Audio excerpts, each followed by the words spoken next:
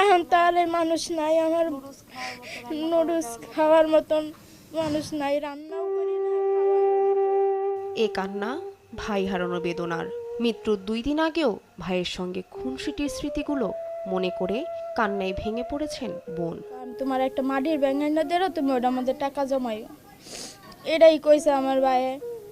আমার ভাই ওদিনকে আর আমার হাতে কিছু, হ্যাঁ ওদিনকাই আমার ভাইয়ের লাস্ট কথা ছিল। আমার ভাইয়ের আমি ভাতও খাওয়াই নাই, এমনি তো আমার ভাই আমার হাতে ভাত খাওয়ালে পাগল হয়ে যা বোন আমার ভাত খাওয়াই দাও, তুমি ভাত না খাওয়াইলে আমি খাবো না। আমার ভাইয়ের আমি ভাত খাওয়াই দিতাম প্রত্যেক দিনই, আমার ভাইয়ের একবেলা হইলেও আমার ভাইয়ের ভাত খাওয়াই দিতাম। এখন তার আমার ভাই আয় না ভাত খায়।